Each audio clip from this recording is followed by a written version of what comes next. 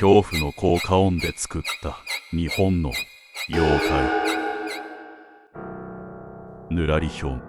ぬらりひょんは江戸時代に描かれたと言われている妖怪だ。